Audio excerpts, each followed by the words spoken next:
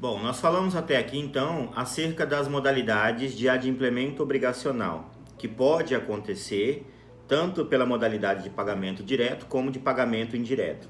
E entendemos também que o adimplemento obrigacional é justamente o cumprimento ou a satisfação da obrigação, a satisfação do objeto da obrigação que fora avançado entre as partes. Agora, então, nós vamos iniciar o nosso breve estudo acerca do inadimplemento obrigacional. E de forma bastante simples em conceituação, nós falamos que o adimplemento é justamente a satisfação da obrigação ou o cumprimento da obrigação. E o inadimplemento, por sua vez, é o contrário, é o deixar de satisfazer a obrigação, o deixar de cumprir a obrigação, né, ainda que nos moldes ou fora dos moldes que ela fora previamente ou inicialmente avançada.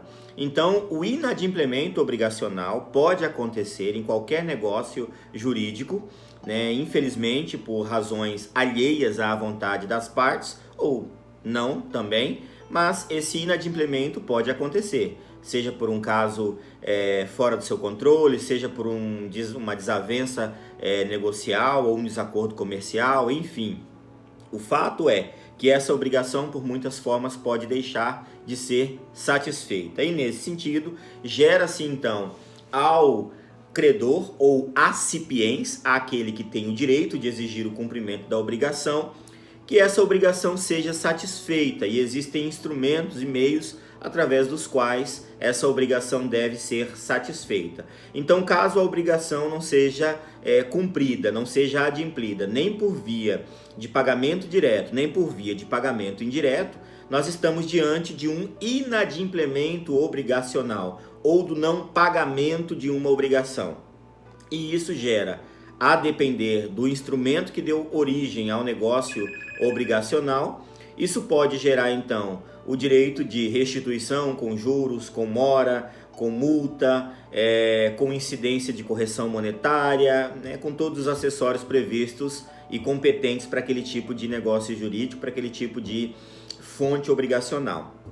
Bom, nesse sentido, então, a gente começa a falar que, diante do descumprimento da obrigação avançada, recai, portanto, a parte inadimplente ou os solvens dentro das formalidades exigidas e tuteladas através do Instituto da Responsabilidade Civil Contratual, cuja previsão legal encontra-se do 389 ao 391 do Código Civil, ou seja, não é simplesmente não cumprir, não é simplesmente não pagar, não satisfazer a obrigação. Há consequências, né? Há uma responsabilidade civil contratual que deve ser resguardada.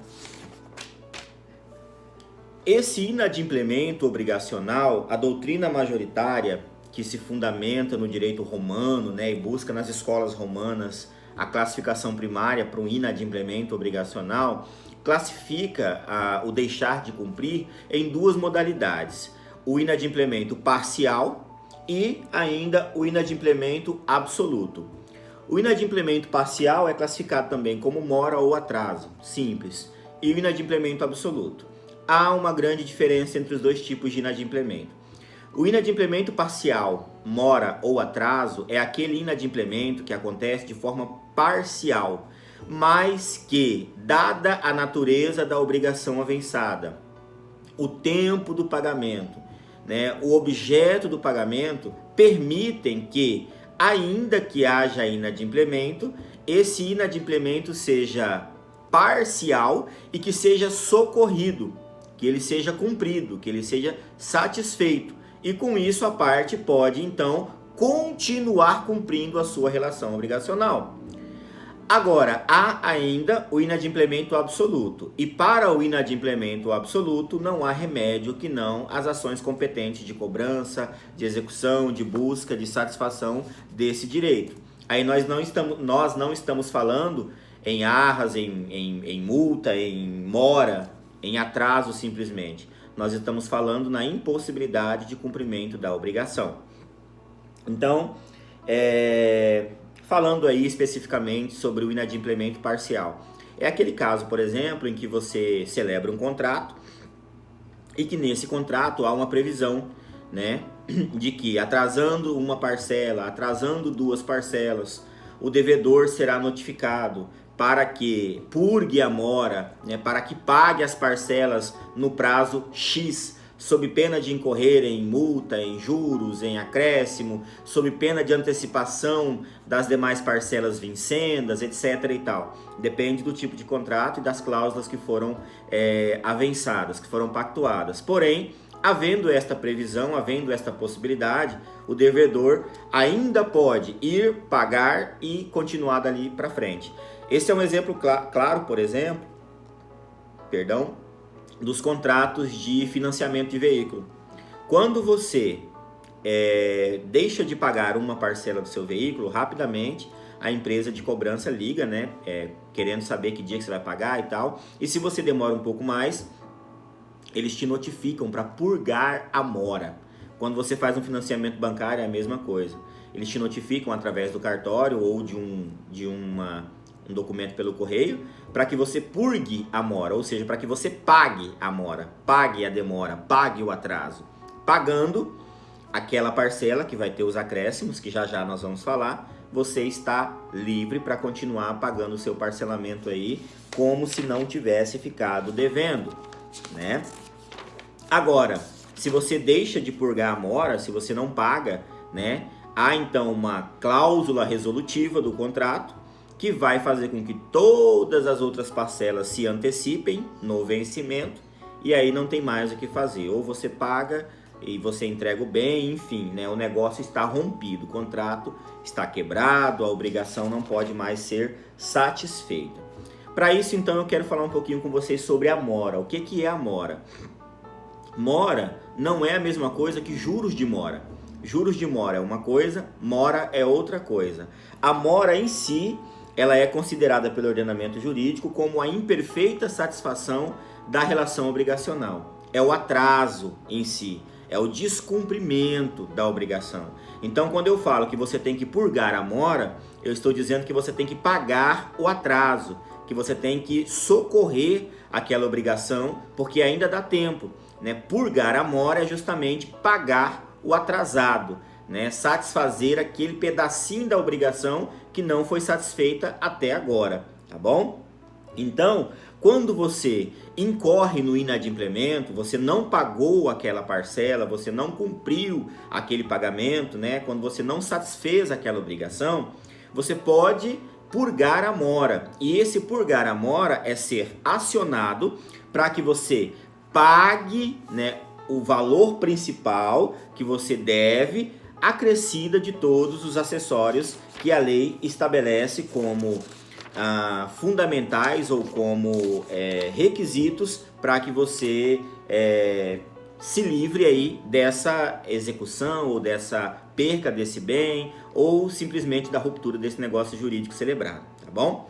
Então, quando você atrasa, né, esse pagamento e ainda dá tempo de pagar, de purgar a mora, esse purgar a mora não é simplesmente pagar a conta no valor inicial que você devia, não. Há alguns acréscimos que devem ser observados, tá? Primeira coisa, correção monetária. Tem que haver correção monetária sobre o valor devido. E hoje a correção monetária que é estabelecida que é utilizada pelo nosso sistema judiciário nacional é através dos índices de correção do INPC, tá? Os índices de correção do INPC. Eu, particularmente, faço as minhas atualizações monetárias através, com base numa tabela chamada Tabela Uniforme Não Expurgada, com o índice de correção monetária do site de Engenharia Jurídica Gilberto Melo. É simples, é um valor, 1,00 alguma coisa, cada mês esse valor aumenta e você multiplica o valor da dívida, o valor que está sendo devido, pelo índice de correção monetária e assim você tem quanto aquele valor de ontem representa hoje. Essa correção monetária é a correção da moeda, né? A gente sabe que o nosso dinheiro perde valor dia após dia, né? Não tanto quanto algumas nações aí, por exemplo a Argentina, né, que sofre demais, mas o nosso dinheiro perde, né, o valor de compra, o valor real de mercado, que você comprava ontem com R$5, hoje você não compra. E essa atualização monetária é trazer o valor real da moeda para os dias atuais, tá bom? Então uma coisa que às vezes era R$ 100, com a atualização monetária sobe para 102, 103, dependendo do caso, dependendo da data. E aí você vai aplicar sobre o valor corrigido os outros acessórios, que são, além da correção monetária, a incidência de juros legais, tá bom? E além dos juros legais, caso haja naquele objeto contratual, a multa, que também pode ser que tenha previsão de uma multa, caso haja. E ainda os honorários advocatícios, que são os honorários de advogado. Outro dia uma cliente me procurou, me perguntou: doutor, esse juro abusivo do banco, eu atrasei 5 dias e eles me cobraram quase R$ 20 e queria cobrar juro e advogado e não sei o que, e é ilegal. Não é ilegal, tá? Incorrendo em mora, atrasando o acordo ou a obrigação por força do artigo 401 do Código Civil, há uma possibilidade de purgar a mora. Todavia, para purgar a mora, você deve ser notificado, né? Você deve ser comunicado e você deve fazer esse pagamento com a incidência daquilo que a lei determina que é obrigatório por sua parte como devedor, como solvens, que é a correção monetária, a incidência de juros legais, a multa, caso haja, e ainda os honorários de advogado, tá bom? Vou tentar falar para vocês rapidamente sobre algumas questões relacionadas a essa purgação da mora, tá? Para começar, em relação à correção monetária, já falei que a gente utiliza o INPC, né? Geralmente, quando você pegar uma sentença, não sei se você já pegou, mas a título de curiosidade, procura aí no Google uma sentença de algum caso, né? Procura aí, por exemplo, condenação em dano moral por atraso, por negativação indevida. Aí você vai achar alguma sentença, provavelmente do Jus Brasil, e lá na sentença você vai ver que o juiz fala assim, ó: corrigido monetariamente, condeno a parte a pagar o valor de X por indenização, corrigido monetariamente a partir da data tal e com incidência de juros legais a partir da data tal, né? E aí é aí que a gente utiliza para fazer esse cálculo, tá bom? Então, a correção monetária, ela vai ser incidida a partir do momento em que houve o dano de fato, né? Se venceu no mês 5 de 2020, a correção monetária é correspondente ao mês 5. Os juros legais, aí é uma grande discussão em relação aos juros. O que é um juro legal, né? 12% do cartão de crédito é legal? 9%, 10% do cheque especial é legal? Não sei. 8% do agiota é legal? Não, aí já não é legal. Aí é ilegal declaradamente. 2% que eu cobro do meu amigo é legal? Também não. Enfim, mas o que é juro legal? Na verdade, há uma discrepância em relação a isso. Por quê? Para os bancos é aplicada um entendimento, né, de autorização do Banco Central e aplicação da taxa Selic. Para a cobrança dos valores, não é aplicada a taxa Selic. Via de regra, é aplicado o juro consubstanciado no nosso Código Tributário Nacional, que é o juro de 1% ao mês, tá bom? Então, para as sentenças, né, para esse fim judicial, você vai aplicar o juro de 1% ao mês com base no nosso Código Tributário Nacional. Aí vários doutrinadores vão entender de uma forma, né? O Tartucci, por exemplo, diz que o juro de até 24% ao ano não é ilegal, que é 2% ao mês. Outros dizem que só pode 12%. Outros defendem que é mais. A regra é que na justiça utiliza-se 1% ao mês, tá bom? Então, juros de 1% ao mês. Multa. As multas, elas estão previstas nos contratos. A multa, ela é a cláusula fiscal, né? A cláusula penal que traz a multa, ela é como se ela fosse a cláusula que fiscaliza o cumprimento da obrigação. Por que eu deixo de cumprir uma obrigação? Porque não vai ter multa mesmo. Agora, se tem uma multa pesada, uma multa expressiva, as partes vão pensar um pouco mais antes de deixar de cumprir aquela obrigação. Por fim, os honorários advocatícios, né? Os honorários advocatícios são o valor cobrado, né? O valor imputado à parte devedora acerca do valor, né, da despesa de um profissional que vai ser utilizado para essa cobrança, tá? Os honorários advocatícios têm uma previsão entre 10% e 20%, conforme prevê o artigo 85 do Código de Processo Civil, tá bom? Parágrafo 2º. Porém, na regra, utiliza-se aí 10 a 15%. 20% não, pelo menos eu nunca ganhei 20% de honorário advocatício em uma condenação, tá bom? Então é isso. Para você purgar a mora, você deve atualizar esses valores, tá? Então suponhamos aí o caso seguinte, que vamos pegar o exemplo de alguém que vocês gostam, né? Vamos pegar Game of Thrones. Vamos supor que Cersei Lannister contratou a Companhia Dourada para lutar a sua Guerra dos Sete Reinos, né, contra a rainha Daenerys Targaryen, e ela ofereceu em pagamento, sei lá, 3 milhões de reais para a Companhia Dourada, pagamento à vista no dia 1º de novembro de 2020. E essa obrigação tem uma tolerância aí de 1 mês, com incidência de juros legais e uma multa de 20% de inadimplemento caso haja, tá? Como é que você vai calcular isso aí? Vamos lá então. Primeira coisa, você vai ter que olhar o principal. Quanto é que venceu? Venceu já os 3 milhões, porque era parcela única. Ou melhor, vamos dizer que eram 3 parcelas de 1 milhão. A primeira parcela vencia dia 1º de novembro de 2020. Então chegou dia 1º de novembro, hoje já é dia 14, dia 13, e ela não pagou. O que você vai fazer? Notificá-la para que ela purgue a mora. Através do presente, notificamos a senhora Cersei Lannister, rainha dos Sete Reinos, primeira do seu nome, parará, parará, todas aquelas coisas, a purgar a mora do empréstimo feito, né, ao banco fulano de tal, para que purgue a mora no prazo de 10 dias, 5 dias, sob pena de acionamento dos meios legais. Então, o valor dessa purgação da mora é 1 milhão de reais correspondentes à parcela. E aí você vai multiplicar a parcela, 1 milhão, vezes. E aí você vai pegar o índice do INPC, procura no Google, INPC referente ao mês de novembro. E você vai multiplicar 1 milhão vezes o valor do INPC. Essa multiplicação de 1 milhão vezes o valor do INPC vai te dar uma atualização monetária do valor devido pela rainha. Em cima disso, você vai acrescentar os juros legais, 1%. 1% de 1 milhão, né? Você vai colocar lá, ajuda dos universitários, salvo engano, 10 mil reais. Então ela deve 1 milhão e 10 mil, que é o 1% ao mês. Mais a inclusão aí, 1%, porque só passou um mês, né, gente? Nós estamos no primeiro mês ainda. Se tivesse passado 10 meses da dívida, era 10%.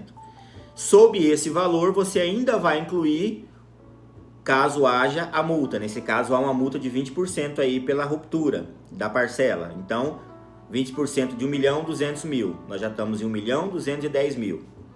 Mais 10% de honorário advocatício. Vamos usar o mínimo aí que a lei estabelece. É de 10 a 20, vamos botar 10%. 1 milhão, 210 mil mais 120 mil, que é 10%. Nós temos então 1 milhão, 320 mil reais de purgação da mora para ela fazer. Se ela vier e pagar, as outras parcelas não vão vencer antecipadamente e ela continua com o seu empréstimo valendo. Beleza? Eu vou fazer um vídeo no quadro, na lousa, explicando esse cálculo. Fique tranquilo, tá? Palma, palma, palma, não priemos cânico. Calma que eu vou explicar direitinho o cálculo para você aprender certinho como que faz, tá bom? Mas agora eu vou falar também sobre o inadimplemento absoluto da obrigação. O inadimplemento absoluto da obrigação é o vencimento da obrigação de forma que não é mais possível socorrer essa obrigação. Nesse caso, não tem como mais ainda satisfazer a obrigação. Não há mais possibilidade de purgar a mora, porque você já passou do período de purgar a mora, ou o tipo de obrigação que você avançou sequer permitia a purgação da mora. Nesse caso, há o inadimplemento absoluto. E aí o instrumento, o meio para se alcançar o cumprimento dessa obrigação É uma ação de execução, dependendo do tipo de negócio celebrado, uma ação de cobrança, dependendo do tipo, né? Enfim, aí você vai ter os meios competentes, né, determinados pela justiça, para que você possa reaver, né, o cumprimento dessa obrigação ou reaver o negócio, né, o objeto dessa obrigação, enfim. Nesses casos, ainda há uma figura bem interessante que é bom a gente falar, que é a respeito da arras ou sinal. A arras ou sinal é um valor que é dado em pagamento, via de regra nos contratos de promessa de compra e venda, como sinal de boa-fé, né? Então, suponhamos que eu quero comprar aquele imóvel e aí eu peço um sinal. Então, tá, você quer comprar? Quero, me dá um sinal. O imóvel vale 200 mil, vou te dar um sinal de 20 mil, 10%.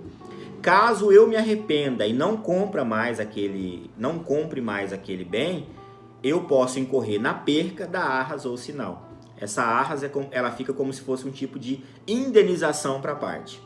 Tem um caso bastante interessante e a arras está prevista do 417 ao 420, tá? Quero que vocês leiam lá do 417 ao 420 e quero que vocês leiam também acerca do inadimplemento absoluto. Você pode pegar lá no 389 do Código Civil, porque é importante que você leia para poder identificar todas as nuances, todos os requisitos, né? Todas as especificações do inadimplemento absoluto e também da arras, da cláusula penal, enfim, tá tudo ali, tá bom?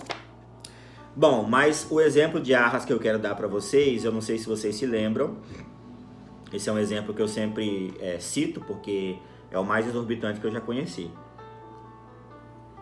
A brasileira Lili Safra possui na Riviera Francesa uma casa chamada Vila Leopoldina. Procura no Google para você ver que é bem interessante. Essa Vila Leopoldina, ela foi considerada por muitos anos a casa, né, o imóvel residencial mais caro do mundo, avaliado em mais de 2 bilhões de reais. Ela é viúva do banqueiro Edmundo Safra, né? E a Lili Safra é dona da L'Oréal, enfim, uma bilionária brasileira. E ela colocou essa Vila Leopoldina à venda e ela foi vendida por 2 bilhões e alguma coisa para o empresário russo, esqueci o nome dele agora, mas é um empresário russo. Enfim, ele deu como arras ou sinal 70 milhões de dólares. Foi o sinal que ele deu, tá? Tem essa reportagem aí na internet, pode procurar que você vai encontrar. E ele deu esses 70 milhões de dólares como arras ou sinal quando ele celebrou ali a promessa de compra e venda. Não sei por que cargas d'água, porque razões do destino, ele não finalizou a negociação com a Lili Safra e ele perdeu a arras que ele deu. Foram mais de 70 milhões de dólares que ela ganhou sem fazer nada. E ela doou todo esse valor para as instituições de caridade, né? Não precisa também, enfim, ela doou porque ele perdeu a título de arras, né? Ou sinal. Mas por isso é importante nós entendermos as negociações obrigacionais, porque elas geram consequências bastante graves e de reflexos monetários, dependendo da situação, bastante expressivos, tá bom? Bom, em relação ao inadimplemento obrigacional, eu vou também subir ao SIGA-A um resumo esquemático, tá? E vou também postar futuramente uma videoaula utilizando a lousa, explicando para os senhores o cálculo de atualização e de incidência de juro para a purgação da mora, tá bom?